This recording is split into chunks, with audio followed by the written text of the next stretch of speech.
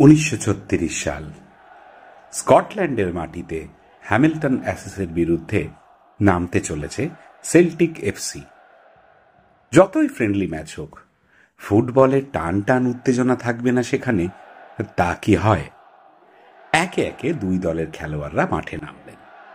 স্টেডিয়ামে খেলে গেল সেল্টিকের চিরপরিচিত সবুজ সাদা রং। হঠাৎই একটু যেন খটকা লাগল। সেল্টিকের খেলোয়াড়দের একজনকে দেখে স্বদেশীয় বলে মনে হচ্ছে না স্কটিশদের। তার উপর আশ্চর্যের ঘটনা, খেলোয়াড়টির পায়ে কোনো বুট নেই, বরং শক্ত করে বাঁধা রয়েছে ব্যান্ডেজ। এইভাবে খেলবে এই ছেলেটা? খেলা শুরু হতে না হতেই যে মাঠে পড়ে যাবে। কোথা থেকে এসেছে? এমন হাজারো প্রশ্নের মধ্যে শুরু হলো খেলা। যত সময় গড়াতে লাগলো, দর্শকদের চোখ কপালে উঠে গেল। এ কি জাদু দেখাতে শুরু করেছে সেল্টিকের বুট না পরা ছেলেটি। তারপর বুট পরিহিত খেলোয়াড়দের মাঝখান দিয়ে অনায়াস দক্ষতায় বল নিয়ে এগিয়ে যাচ্ছে। উইং ধরে সেই দৌড় দেখে স্টেডিয়ামও চিৎকার করে উঠল। হ্যামিল্টন অ্যাসেসের জালে একের পর এক বল জড়াতে লাগলেন সেল্টিকের খেলোয়াড়রা। ম্যাচটি তারা জিতলেন 5-1 ব্যবধানে। সমস্ত কাগজের পাতায় উঠে এলো সেল্টিকের বুট না পড়া ছেলেটির ছবি। Mohammad Salim did a splendid job, এই শিরোনামে পরের দিন খবরের কাগজে বেরোল। ইতিহাস তৈরি হয়ে গিয়েছিল আগেই। ভারতীয় উপমহাদেশ থেকে এই প্রথম কোনো খেলোয়াড় ইউরোপের ক্লাবের হয়ে মাঠে নামলেন। মোহাম্মদ সালিম যেন জীবন্ত কিংবদন্তি তখন। আরো বেশ কিছু বছর আগের কথা, 1911 সাল, আইএফএ শিল্ডের ফাইনাল ম্যাচ। ইয়র্কশায়ার রেজিমেন্টের উল্টো দিকে দাঁড়িয়েছিল মোহনবাগান দল। একদিকে বুট পরা ব্রিটিশ সাহেব, অন্যদিকে 11 জন বাঙালি খালি পায়ে। বাকিটা নতুন করে বলার আর দরকার আছে কি? 1911 সেই ঐতিহাসিক ম্যাচ ভারতের স্বাধীনতা আন্দোলনের ইতিহাসে নতুন মাত্রা যোগ করে। বুট ছাড়া স্রেফ যোগ্যতা আর দক্ষতায় কয়েকজন অখ্যাত বাঙালি ছেলের হাতে ব্রিটিশদের পরাজয়, এ কি স্বাধীনতার লড়াইয়ের থেকে কম কিছু? গোটা বাংলার চেহারাটাই যেন বদলে গেল। বিশেষ করে ফুটবলের মানচিত্রে একটা বদল এলো, আর বদল আনলো মোহনবাগানের সেই সোনার টিম। এরই মাঝে কলকাতায় বসেছিল বছর 7 একটি ছোট্ট বাঙালি ছেলে, নাম মোহাম্মদ সালিম। পড়াশোনায় তার বিশেষ মন ছিল না, তবে পায়ে ছিল ফুটবল। গোলাকার জিনিসটির একবার ছোঁয়া পেলেই বদলে যেত সালিম। ভেতরে যেন রক্ত টকবগিয়ে ফুটে উঠত। এমন পরিস্থিতিতেই জন্ম নিল 1911 সালে শিল্ড জয়ের ইতিহাস। সেই দিকে একরাশ স্বপ্ন নিয়ে তাকিয়ে রইলেন ছোট্ট সেলিম। তবে এভাবেও ব্রিটিশদের হারানো যায়? সেদিন থেকেই ঠিক করলেন বুট পায়ে তিনি দেবেন না, খালি পায়ে খেলবেন ফুটবল। এটাই হবে তার প্রতিবাদের রাস্তা। শুধু সালিম নয়, সেই সময় দাঁড়িয়ে অনেকেই এই স্বপ্ন দেখেছিলেন। বুট না পরে খেলার জেদ ধরেছিলেন তারা। তাদেরই প্রতিনিধি হয়ে সামনের সারিতে এগিয়ে আসেন মোহাম্মদ সালিম। 1911 মোহনবাগানের শিল্ড জয়ের ঠিক 15 বছর পর 1926 সালে কলকাতা ময়দানে আবির্ভাব হয় মোহাম্মদ সালিমের। ভবানীপুরের চিত্তরঞ্জন স্পোর্টিং ক্লাব দিয়ে যাত্রা শুরু করেন তিনি। তবে তার লক্ষ্য ছিল আরো বড়। সালিমের ফুটবলের সহজাত দক্ষতা ও প্রতিভা অচিরেই নজরে পড়ে ময়দানের বড় দলগুলির। স্পোর্টিং ইউনিয়ন, ইস্টবেঙ্গল, এরিয়ান হয়ে শেষ পর্যন্ত তিনি চলে আসেন মোহামেডান স্পোর্টিং ক্লাবে। 1934 থেকে 1938 মোহামেডানের সোনার বছর।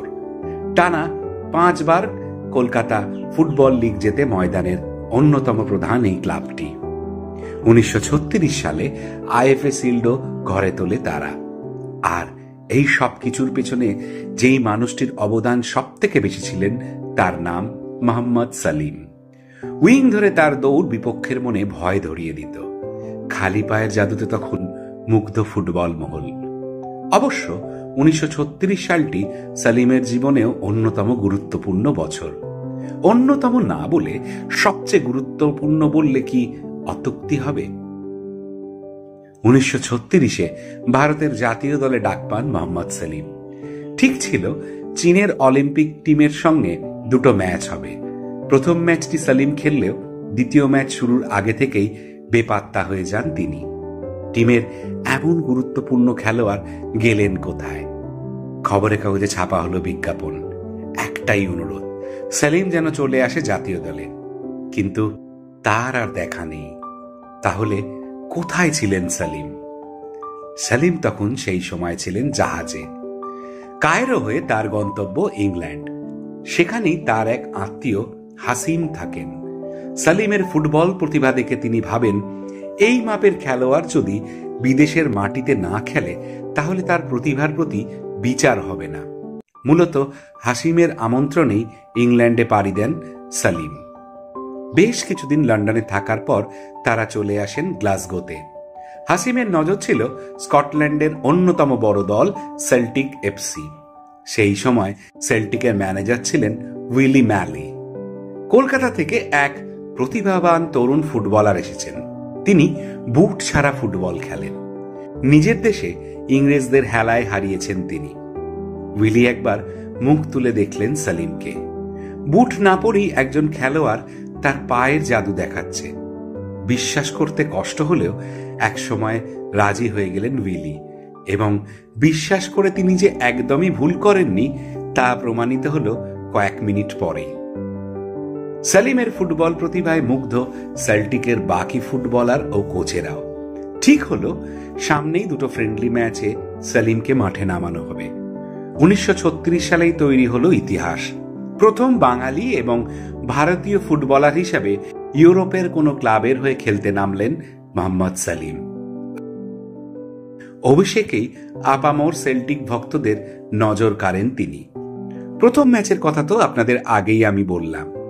গার্লস্টনের বিরুদ্ধে দ্বিতীয় ম্যাচেও যেন আরো ধারালো হয়ে উঠলেন সালিম। নিজে গোল না করলেও সেল্টিকের করা 7টি গোলের মধ্যে 3টির পেছনে ছিল তার অমূল্য পা।